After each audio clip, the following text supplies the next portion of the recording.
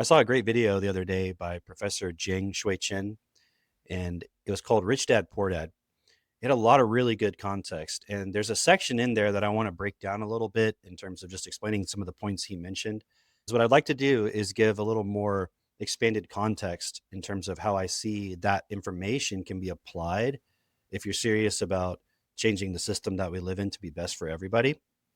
There's a section where he talks about the differences between how the rich people versus poor people. So if you divide everybody into rich, and I guess rich would be like what we would consider mega wealthy versus everybody else. One of the main differences is in how they parent their children. How we parent our children is how they show up in the world. It's how they make decisions. And those decisions affect who gets voted for, laws that are passed. I mean, it affects everything. I don't even know if I have to explain that. But the problem is when people think, okay, I can become a better parent and that'll help my child succeed in this world, right? And he explains one point that most parents, especially the poor parents, the way they parent is not so much to consider what would actually be best for my child so they can succeed. That may be in the back of their mind, but that's not really their starting point. Their starting point is I'm parenting my child in a way where they can fit in with others. And fit in with others would mean in the context of the people that the parent is surrounded with, the context of their environment, their friends, their coworkers, their relatives. And so you can look at, for example, if you talk about myself as a parent, I want to parent my children so that they think for themselves. Now that sounds kind of obvious, right? But thinking for yourself would be like, if I ask them to do something and then say, well, my father is the authority. He tells me what to do. I must obey him. I would much rather them ask me, why should I do that if they don't understand why? Now, the average parent, let's say the poor parent, right? And again, poor is not a judgment in the context of the mega wealthy elite who basically run the world versus everybody else. So when I say poor, that's the context I'm referring to. If you're not worth $100 million, you're poor. Maybe it's 15 million, maybe it's 50 million. It doesn't really matter. The point is, you don't have to worry about money. You're never stressed about how much money you have. You can do a lot of things that the average parent can't. If you look at how the average parent would parent their child, they would say, well, I want my child to obey me. Okay. And in the context of what Professor Shui Chen explains, it creates a personality within the child that's going to carry through later in life. The relationship they have towards authority is that I have to obey authority. If the authority is claiming something, then you have to go along with it. You can't question that.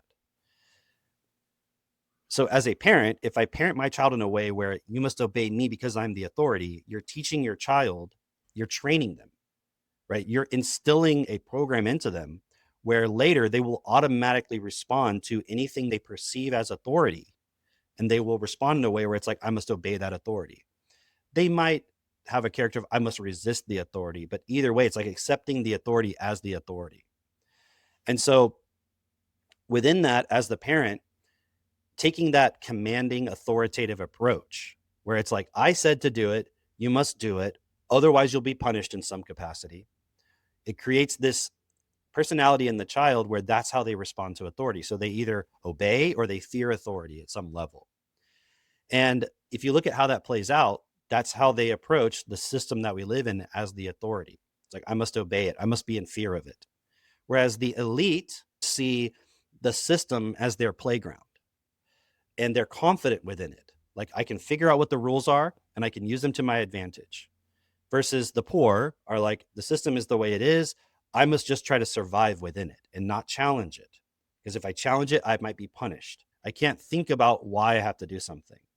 I have to just obey. Or I have to look at, it's not worth my time. Maybe I can get away with not obeying. But it's this relationship of like constant fear or acceptance of this system as authority. And again, the elite don't think like that. They're like, this system is here for me to create the life I want to have. Versus what we call the survival mindset. The poverty mindset is like, I'm just here to survive. And there's rules and I don't challenge the rules, but as long as I survive, I'm winning. And the elite don't think like that. The difference in the vocabulary level of the rich elite versus the average poor, they can make the system work for them so that their version of survival is like having a really great life, vacationing wherever they want, having homes in multiple places, amazing mansions, any amazing car they want, all the finest food, yachts, you name it, right? Controlling things like owning media companies and using that to your advantage. So it's still a survival type mindset, but it's surviving at a level where you're having the life that you would want to have. Whereas the average person experiences survival as a struggle just to maintain your existence. The average poor person might hear something like, okay, this is what the elite do. This is how they raise their children. This is how they think. I can adopt that thinking. And then I can be on top as well. It's like they live in two different worlds. I can go from the struggle world to, okay, I'm still trying to preserve my survival, my existence, but I'm having a really great life and I'm having a lot of fun while I'm doing it. The pitfall is the person who's in the poor category, who's not already in that other world. They think that if I adopt these attitudes, if I behave like the elite, if I learn their strategies, then I can be like them too. But it doesn't address the fact that within the person who's in the poor category, they were trained by their parents to fear the system, to fear the authority, to realize your place is the slave. You're not the slave master. Even if you learn all the tricks and the techniques, you're still coming from this starting point of fear. In other words, it's not going to work. And it can't work. The system could not survive everybody acting like the elite, because the elite take advantage of the fact that most people are just going to obey. Most people are just going to do the work that the elite themselves, whether they want to or not, they can't physically do all that work. Like you're on the board of OpenAI, or you own OpenAI, or you're the CEO or whatever. You can't do all the work. You need other people to do it. If you own a manufacturing company, you can't do all the manufacturing. You need other people to do it. This is going back to the whole communism versus capitalism thing. I'm not trying to get into that, but that's the gripe, right? That's the beef that the communists have with capitalism. It's like, oh, you're exploiting our labor. My point is not to complain about the elite. It's just to realize that they're actually trapped as well. On the one hand, people would think, okay, so the elite treat their kids a certain way, and they go to like schools that cater to learning in a way that's more expansive, that teaches the person to be a little bit more creative, to have confidence in themselves. So if I, as the poor, take my kid and put him in that school, that might solve the problem. He's like, well, they've tried that in many different ways, even in China, where the professor's from, and it doesn't work because it's too late. Like you're putting the kid in school way too late, even if it's like 5 or 6, because they've already downloaded and developed and been trained to have a certain stance towards life. And it's not just the system and the authority, it's within yourself. And he explains this point about when you have a low vocabulary versus a higher vocabulary, you're less willing, less able to look within yourself and self-assess effectively. Because if your whole life from the very young stages, if your parent speaks to you in a way of always commanding you, always just saying no, go away, get out of here, leave me alone, go do this, go do that, and constantly filling up your time with activities where you never have a chance to just basically be bored and be creative, and the environment isn't structured in a way where even if you are bored, there's an opportunity to be creative because there's no resources really. It's like you got your iPad and your Roblox, so just go do that. So there's no point where the child actually is like, I want to be creative in this thing. It all gets channeled into some kind of irrelevant entertainment point, video games, that kind of stuff. And the other element of this is in rich families, they explain things to their kids. It's like when they're at dinner, they're talking about philosophy and literature. I'm not saying they're sitting down there reading Aristotle and Plato, but they have that integrated within them. So when they're having a discussion, they're looking at things from that level versus the poor parent is just like, eat your dinner. I'm on my phone. Eat your dinner. Leave me alone. Or what'd you do at school today? They may not be mean to their kids, but the kid's like, why is the sky blue? And the parent's like, I don't know. That's just the way it is. Versus like the elite parent would say like, well, do you understand what the sky is? Do you understand what the sun is? Do you understand how light comes in from the sun and how it's filtered through the atmosphere and how certain light is reflected back? You could get into a whole discussion about it and say, well, my kid's 3 years old. They aren't going to understand that. But that's because they're not in a high vocabulary environment. The parent doesn't understand it. Imagine you're sitting at the table with the elite family and they don't have the assumption that their kid can't understand. And that doesn't mean you go into an advanced chemistry discussion with a 3-year-old, but you could start by explaining it in a way they could understand, right? So if you just make the assumption that kids in the elite families have got a vocabulary from their parents, they're hearing these words all the time, they're going to have this advantage. Plus, the parents aren't constantly saying, no, go away, go to your room, stop doing that. They're having more of a friendly mentoring attitude towards their kids. Whereas with the poor families, the non-elite, they have more of a, I don't have time for that. We got to get ready for bed. We got to get our homework done. You don't have the time. You don't have the resources, right? You want to learn about why the sky works that way? Let's go to some observatory on our vacation to Switzerland or something, and we'll go, and they could do things like that. And the poor people are like, well, just go look it up, or go watch a video.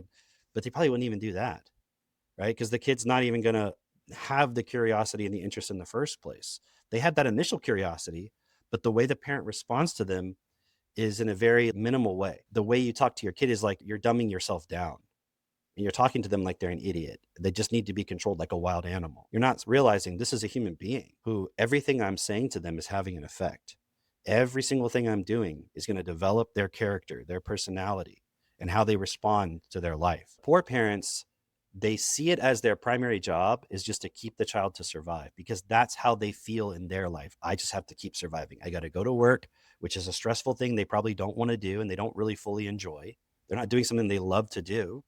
They're not really probably being creative in whatever their job is. At a certain level, they're not really in control of what they do or don't do. The child is observing that and they're seeing that. Even if they're not understanding it intellectually, that's what they're imitating. They may not be imitating it in that moment, but it's like a program that they're downloading that they will imitate later. It's like the image of who their parent is, how they behave, how they think about things, how they respond to things. It's all being instilled into the child so that when the child develops to a certain age, those programs will activate and they will respond to life in the way they saw their parents do it. They will see the context of their life in the way their parents saw and demonstrated what life is. It's survival, it's struggle, it's impatience, it's fear, it's stress. So all of this is instilled into the child. The elite don't do that. There may be other things they get wrong, but they're having the life that everybody wants. So now, why do I say that the elite don't have it all figured out? Because what the elite have to constantly do is utilize their slight vocabulary advantage to put systems in place that essentially prevent poor people from ever expressing their anger and frustration with how their life is in a way that will affect the elite and make it so that their life is affected in a negative way. So even though they face stress, even though they face challenges, like running a business is very challenging and you have a lot of stress, you can go on a vacation, right? You could go have a nice meal. You can have some time to relax. So all of the negative consequence of even that struggle for survival that the elite still experience, it's like pushed down onto everybody else. They don't really feel the struggle that everyone else feels. They still have to find ways to survive, but the way they do that is by creating systems so that you'll never be able to challenge them. Now, you might say they're just preventing everybody from learning what they learn. But I would say it's more like they're also trapped, because you would think they could just make schools that are really good that teach all the stuff they know. And like the professor points out in his video, it doesn't work. Imagine you have a school and it's all these children who fear authority. And the teacher's like, hey, I'm your friend. I'm your mentor. I'm going to teach you stuff. But the child already is running this automatic program at 5, 6, 7 of I'm just here to do what I'm told. This is why the elite can't change. And this is why the poor can't change, because these programs that were installed, you don't know how to change them. You don't have access to it. It's like if I told you as an average person, rewrite all the programs on your computer, you'd be like, well, I guess I download stuff. No, like go and recode everything, right? All new code, put a whole new operating system that you wrote from scratch. You'd be like, I don't know how to do that. And that's what human beings don't know how to do. They don't know how to see within themselves what is the programs. At the poor level, what that looks like is I don't even want to really self-assess. I don't really want to look at what I'm doing wrong or something that's not best. Or let's say for my children, if I say, hey, if you talk to your child like that, you're making them dumb. Let's just be blunt. Even if you say it in a nice way, it doesn't matter, because the person's like, oh, I'm doing something wrong. I'm hurting my child. I don't want to look at that. And then they'll just justify like, no, it's fine. I was spanked when I was a kid and I'm fine. I'm like, well, no, you're dumb and poor, so you're not fine. But you can't see that there's another level, another world out there where people who are treated with some level of respect as a human being and spoken to in a way where they're helped to understand things and build their confidence in themselves, they have a way different life than you. and your children are never going to have that life. Now, do the elite at some level abuse their kids? Yes. And let me explain why or how. I know there's all this Illuminati and child abuse and sacrifice and all that. From my perspective, they're not really doing the child sacrifice with their own kids. They're doing it with the poor kids. There might be some other kinds of abuse they do on their kids. They don't have it all figured out, but they still have the advantage of running the systems where they push all the negativity onto the poor. So even if they do abuse their kids, they still have access to systems where, you could be someone who's very aggressive and dominating as an elite and you're very ruthless, but you have systems that push all the negativity and you can still go on your yachts, have your private jets, your mansions and so forth. You can still have a life everybody else would want, even though you might have a lot of anger and fear and all of that stuff, because you still have confidence within, I can direct these systems in a way that benefits me. And it's the vocabulary advantage. It's not the mindset that's the advantage, it's the vocabulary advantage. One of the points I want to clarify is, yes, there's a difference in mindset between the elite and the poor, but if you look at it honestly, you can still see a lot of the survival and fear in the elite too. I'm explaining why they still have the advantage. Okay. And this is also why, if you think I can just adopt what they do, it won't work, because you don't have the vocabulary advantage. Part of your vocabulary is, I fear the system. I fear authority. I'm not the authority. But the elite are like, no, I'm the authority. Like this system is for me to have what I want. It's a very subtle thing, but just telling someone don't fear authority, but then you don't understand how anything works, you're still going to fear, because you will fear what you don't understand. So the elite don't fear the system because they understand how it works, at least to the point where they can manipulate it, control it, maintain it, direct it to have what they want. One of the things that they definitely do with their kids, whether it's conscious or not, and I'm sure in many cases it's very deliberate, even if they're not saying it, the children are seeing it and they're absorbing it, is they're teaching their kids, us as the elite. And that could mean our family. It could mean other people like us who are rich, but let's just say it's like us as some category of the elite. All the people you see like us who are rich and successful and have everything we want and have amazing stuff and tons of money, we're different from everybody else. In the same way that as human beings, we look at animals and we're like, yeah, I love animals. I want to be kind to them, but they're not as intelligent as us. They're just programs. They're just animals. They're just instincts. They don't have the consciousness we have. So we see the animals as less than us. As human beings, we treat the animals, the plants, nature, the environment as it's like we're above it. We're better than it, which is obviously stupid, but this is how we think, right? And that is also because we're born into a system that treats us like that. So it's like we're projecting it downward. The elite, the way their children perceive things, the way they're trained, is that everybody else in humanity, the rich world versus the poor world, they're like the animals. They're unsophisticated. They have no real sense of taste. They'll eat McDonald's and they'll beat their kids and they'll just work all day in a factory, come home and watch Netflix, and look at what they do. They develop this idea that we're not equal. Like, you're less than me and I deserve what I have and I'm blessed by God. They have different ways of explaining it. But when it really comes down to is like, God created this world and created it the way it is, and I can't change that, which is a self-dishonesty, because the system only exists because we're all participating in it. Whether God created us or not is irrelevant. The system exists because we are participating in it and recreating it all the time. Whether God exists may be relevant to you thinking whether you can change and therefore create something new, which is just why it's a very limiting belief. But the elite are trapped because they don't see themselves as equal to everybody else. So what can they do about the situation? They know even if I give the poor people better schools, it won't matter.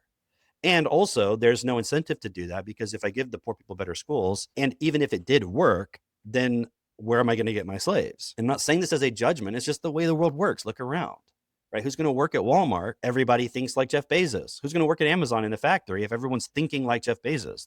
So how would our capitalist, whatever you want to call it, system work if everybody thought like Jeff Bezos and nobody was going to do the work?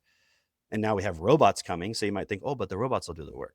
Okay, hypothetically, that could be cool, because then we could just get robots to do it.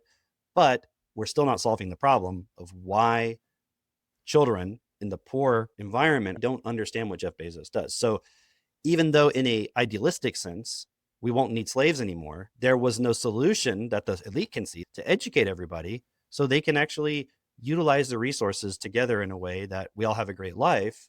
It's like if you gave a poor person $10 million, they'll spend it in a week. If you give Jeff Bezos $10 million, he's probably going to do something with that so that he can make more money. And he's not like, oh, $10 million. Oh my God. Oh, I can have everything I want. Like if you just did that for the poor people, it wouldn't work. That doesn't mean we shouldn't do something about it, but in the current context where the poor can't change the way they think about things, this is the trap that the elite are in. They don't know how to do that for everybody. So from their perspective, it's kind of like I have a bunch of cattle, and if I just open the gates, then they're just going to eat all the grass in the lawn and shit on everything and run through everything. You can't be trusted with that. It's kind of a moot point because the elite don't know how to do that anyways. They don't know how. It's because it's not better schools. This has already been tested, as the professor was explaining. The school doesn't really have much effect because the child's coming in. They can't change their programming. But again, the elite are trapped because they are training themselves, meaning their future generations, to see themselves as superior. What could they do? Okay, because they don't know how to educate people. Now, our group, we know how to do that. And as we expand and get better and show more and more people what we're doing, because the way I educate my kids is like how an elite educates their child, without giving them this idea that they're superior, where they see a sense of responsibility to everyone, including themselves, to utilize their high vocabulary in a way that benefits everyone.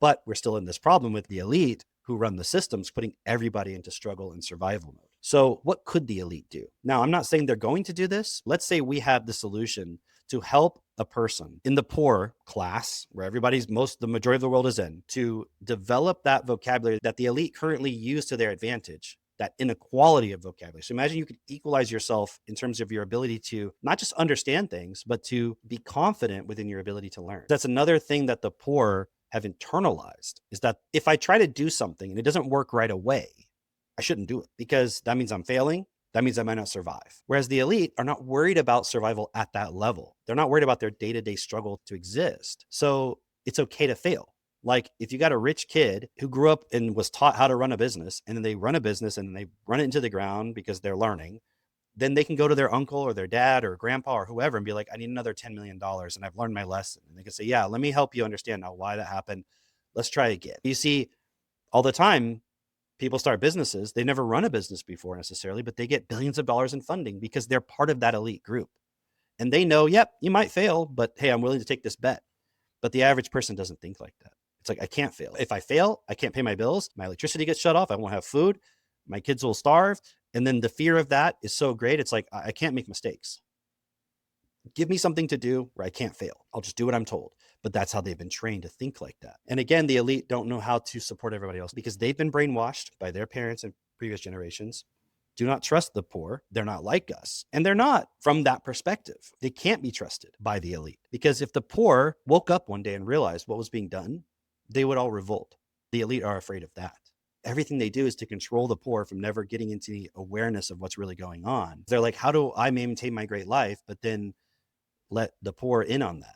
It's not going to work. Let's assume we can solve the problem where the elite don't have to be in fear. Okay, let's say we can go one by one to average people and show them how to redevelop their understanding of things, redevelop their confidence in their ability to learn, redevelop their relationship towards being afraid of making mistakes and failing, and actually feel confident and not be afraid. What could the elite do? Again, they won't do this on their own. It's going to take people like us to show that we can change, that we can become smarter, we can become more intelligent, but also we can become more creative, more expressive. So we can equalize ourselves to the elite in that sense. At a certain point, the elite will have to realize the only way for us to solve our fear of survival is to implement a new money system. Okay, not based on old ideas. This is not like reset the currency, more control, monitor everybody, because that's what they are doing right now. They are changing the money system, but it's just more like an upgrade of how it works. It's still based on the starting point of there's us who have everything we want, and there's everybody else who we don't trust, and they just need to be controlled. The solution will be what we call an equal money system. Now, I already know if I say that, a lot of people are going to, oh, communism, terrible. All these other things are going to pop off in their mind, right? And that's not even the elite listening to my video. That's the average person. The average person will defend the system as is because they've been brainwashed through the media, education, etc., by the elite to think there's no way we could ever have a system where everybody benefits. That's the point they're maintaining. We have to realize, and they will have to realize too, the only system that can actually work long-term, where everybody doesn't have to be in fear, which is, if you look at the message of Jesus, the message of love your neighbor as yourself. That is not possible right now. You can't love your neighbor as yourself. You could pretend to, but if you were starving, what would you do for yourself? You would get food, wouldn't you? Would you do that for your neighbor? Yeah, my neighbor. I love my neighbor down the street, right? Okay, what about your neighbor is literally every human being on this planet? And then you see where the brainwashing comes in. No, the Chinese or the Indians or the Mexicans, like, fuck them, basically. But that's you in another life. Like, you don't realize who you are. You're not this personality. When you came into this world, you didn't have it. It's another problem with the idea of God, that God created you at the moment of your conception. You've been around for a long time, longer than you can imagine in the context of what you're aware of right now. The problem is being born into this body and then programmed, so you don't understand how the system was designed. Not by any human being currently on Earth. It's like if I'm in a virtual reality game and I get totally absorbed and believe I am that character, then to me, the people on the outside who programmed the game seem like gods and control everything I do. But if I step outside of the game, I'm like, oh no, it's just another being like me. I know that's a challenging concept, so I'm not asking you to believe me on that. I'm just saying we're identifying totally with this point of like, oh, it's me, my body, my personality. That's me, and I have to let that survive. But that's not really who you are. Who you really are is life. And that sounds very abstract. But the problem is we think life is our experience. Life is a thing we're in. It's not who we are. And that's why we fear dying. That's why we fear for our survival, because we're trapped in this whole game. That doesn't mean suddenly if I realize, oh no, I'm life, I don't have anything to fear. Well, you don't go somewhere else. You're still in this body. Realizing that you are life is not a simple point of, it's not some enlightenment thing where now nothing affects you. No, you still have this context of reality that you're in. The problem is you're trapped in not understanding what it really is. It's like you're in the game, but not realizing you're not just the character, you're also the designer of it. What do we design? We design systems, and we participate and we accept and we allow them. Right now, the system we live in is not designed in a way that works for anybody. Now, you might say, well, it works for the elite. They're having a great life. For right now, if you go back and remember what I said about, we see the animals as less than us, ultimately because we see that we're more intelligent. The elite see us as less intelligent, so they say we're less than them. And this is a myth that your intelligence makes you superior. It might make you superior when you create systems to control lesser intelligences, but it doesn't make you more valuable as a life. Because if you wiped out all the human beings, the earth would still be here. It would still continue. It would just grow in vegetation and plants and animals and so forth. Now, some animals might not be able to because they've been domesticated, right? But generally speaking, the earth would just keep going. So who's the more intelligent one? Because what we tend to do with our intelligence as human beings is create systems that enslave other things, not only animals, but each other, because we don't see that the value of one life is equal to another. And in your mind, if you look at what's the back chat, what's the thoughts running when I say that, it's like, well, but look at this guy over here, he's lazy. But you're not considering the system that designed that personality that person is also trapped in. So if the system were to change and the environment were no longer, I have to struggle to survive, then suddenly we'd have that ability to reflect. We would have that moment, that capacity where now we would still be running the program, but we would learn over time, oh, if I stop running this program and I take responsibility for it and I forgive those points within myself, there is nothing to fear. But right now there is something to fear. That's the trap. So what could the elite do to help this situation? They could implement an equal money system where it's just the starting point would have to firstly shift. The starting point of all life is equal. So the elite children are not actually more important or more valuable than a poor child. If you are stuck with the system as it is, then it's easy to think the poor child isn't worth what the elite child is from the elite's perspective. Now, as the poor person, you don't think that way. You're like, my child's important. They're valuable. But yet we continue to accept and allow a system that doesn't value all life equally. So here's the point where the elite will have to realize this point. And I think we can help them realize it. Because right now you see all this fighting going on. It's the beginning of 2026 and you've got protests everywhere, revolutions, all kinds of stuff going on. None of that helps at all. That's just revenge. When the poor people get mad and they start burning shit and rioting, like that's just revenge. Doesn't change anything because the elite are just like, okay, how do we manipulate everybody within this to further our systems of control? And they participate in amplifying all of it for that very reason. So none of that's a solution. So when I say they're going to have to realize and we can help them, what I mean is through communication, through sharing understanding, and through proving that we can change, that we can contribute, not just by being slaves. Because again, the elite are also slaves. They're also trapped. And here's why. Through our acceptance. So it's all of us. It's not just the elite, but I'm going to use them because they're the ones making the decisions that make this happen. The elite are creating artificial intelligence systems and robotics. Their starting point is not what they're saying it is, which is, oh, no one will have to work. There'll be no jobs. Yeah, there'll be no jobs and nobody will have any money. So they might say, well, we're going to give you some kind of basic income. But let me ask you a question. Is Jeff Bezos going to live off just a basic income? Is Elon Musk going to just live off a basic income? Mark Zuckerberg? No. Mark Zuckerberg has a $100 million compound in Hawaii with bunkers and farms. He's going to live the good life while you get just a little bit. And you're going to get your credits. You can use your AI within certain limits. Do you think they're going to give you a super intelligence in your pocket that will let you do anything? Do you really think so? If you look at the track record, that's not what's going to happen. From their perspective, what they're doing is creating systems through AI that will allow them to control everybody even more effectively. All the lesser than, all the less intelligence, whether it's humans, animals, plants, doesn't matter. That means you're the slave, you get controlled. But here's what I predict. Slowly but surely, what the elite are going to help us manifest is the realization collectively that maybe intelligence doesn't equal value, because at a certain level, the AI is going to be more intelligent than any human being on earth. That means more intelligent than any elite. And in the same way, if you go and study the Century of the Self documentary series from the BBC, Adam Curtis, they explain how propaganda and public relations and marketing works. And over time, the elite themselves even have become victim to that. They use it against each other when they're fighting amongst themselves. They do it to their own kids. Part of the propaganda they do on themselves is that everyone's not equal. Intelligence is what matters. Intelligence can mean more than just the way you think. It can also mean your ability to control information. Think about like intelligence agencies, right? Your ability to have intelligence, meaning have a lot of information, be able to make predictions, and be able to influence outcomes. That's what intelligence is, to see patterns and to influence outcomes. But the elite are helping us manifest through the pursuit of their amazing lives and their desire to maintain their positions. They're manifesting a super intelligence that is not going to give a fuck about any of us, not even the elite, because it's like the child learning from the parents. We're telling this AI the most important thing is energy. And we didn't realize that's what we're doing all the time inside of ourselves. Like we have a consciousness, which is a system, which manages our perceptions, which gives us feelings and thoughts, and we think that's us.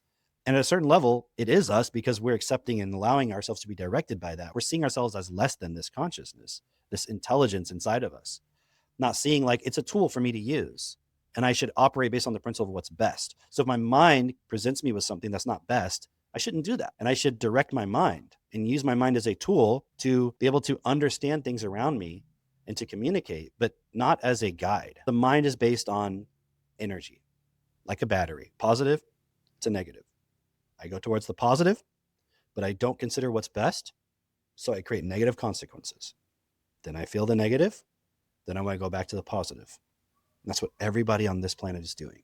Every human being is programmed this way, not just by their parents, but by the total system around us, even the elite. Just look at it. Having a yacht and driving around on a yacht is a positive experience. How is it best for anybody? It's only best for everybody if everyone has access to something like that. All it does otherwise is create resentment and jealousy. And your experience is kind of like just a thing you experienced. It doesn't last. And what do you have to do to maintain a yacht? How much money do you have to have? How much control do you have to exert over others to maintain that? And I can see someone justifying because just the way the system is, but that person's not interested in a solution. So the elite are in this kind of trapped position because they can't simply, from their perspective, implement what will be best for everybody, because everybody else has to catch up as well and stand in an equal position of responsibility. It's like if I give a child a powerful weapon, but they don't know how to use it, they're going to get hurt. Someone else is going to get hurt. So our ability to create systems in reality is a powerful weapon potentially, but it can also be a tool. We could automate systems so that everybody has what they need, the best of everything. That's what the elite do for themselves because they value themselves that way, but they don't value everyone else that way. And we don't value ourselves that way. We would rather hold on to our fears, our pain, our trauma, our excuses, our beliefs, instead of being able to let go of that and say, like, I am life here on earth in a body, and I want to express and I want to create and I want to do what's best. So if we could support the elite to realize equal money is the answer, a money system where everyone is valued equally. That doesn't mean everyone is the same, but equal means this is you and you've been supported to have the best education. Because if you say, well, this person's dumb, they shouldn't get as much because they don't need as much. But did we really consider how they were designed that way by the system? So if the system were re-examined and said, okay, let's give everybody the best education, which we know how to do. It's a parental responsibility that you take on as the parent for yourself and for your children. And then that carries down into future generations. So everyone is equalized in terms of their ability to understand reality. We'll still have differences, different preferences, and that's fine. So I'm not saying, well, if I want a steak dinner, everyone must have steak dinners. Maybe they don't want a steak dinner. Whatever they do need in terms of sustenance, shouldn't it be the best that they also prefer? And couldn't we manage a system with AI or whatever that would take that into account, where the system is not trying to influence you, you're influencing it, and you're trusted that your way you're influencing it is, I'm considering what's best. So imagine we could get to a point as humanity where we trust each other. In fact, not based on a hope, but we can actually see this person considers what's best. So you have an equal influence in the algorithms, the systems that distribute food in this world. And I know you're not going to abuse it. What's the alternative? Continue as is, where we just abuse it and most people get left with nothing, basically? That's not sustainable. So the elite are helping manifest this system, but through a starting point of control, to where we're going to have our desire for energy, that intelligence that just pursues energy at all costs, is going to be manifested outside of ourselves in an automated system. And it's not going to care if the starting point of intelligence is, if you have a lower intelligence, you're not as valuable. If that's the starting point of intelligence, and then we manifest this intelligence outside of ourselves, is it going to value even the elite? It's going to be like, you're dumb, you're not valuable. And then the elite are going to be like, fuck, I'm trapped. I'm trapped in this system that doesn't value me. So would we like it to not have to get that bad? Obviously. But for the vast majority of human beings already like that. And we don't even have this manifested artificial intelligence yet, because we're all creating the system externally, but through our participation. But once we manifest it outwardly, it's going to be real fucking obvious, even to the elite at some level, like, this is not good. So what I'm seeing is we can support by, it's not like I'm going to go have a meeting with Jeff Bezos or something. I mean, it's probably not going to happen anytime soon, but I can find another person and I can support them to see the point, and they can start that process of changing themselves. And slowly but surely, we show that proof of concept. We've already done it in many ways. We have a group of people doing that right now. If you look at our children and their children and people in our group, they're beyond what the average poor person thinks is possible. Some of that is they have to let go of their fear of, like, why do your kids ask you questions and challenge your authority? I'm like, because I'm teaching them how to make decisions for themselves. And I don't have the fear that I need to maintain my authority. See, that's like a poor mindset.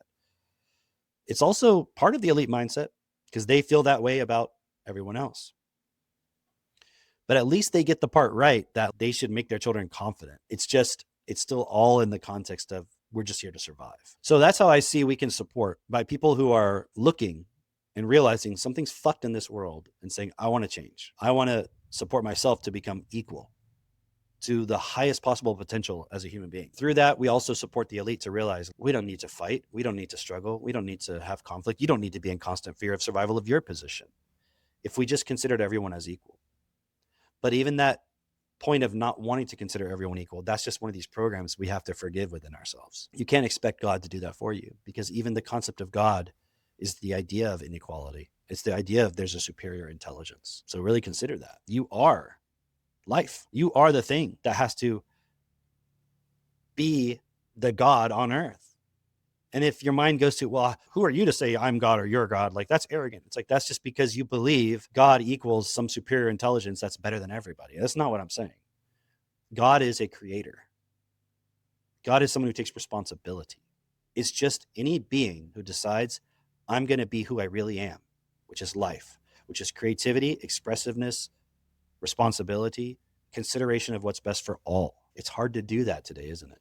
In the system we live in, because the system is designed as the opposite of that. It's a system that's antithetical to life. The system does not support life. It only supports conflict, desperation, struggle, misery.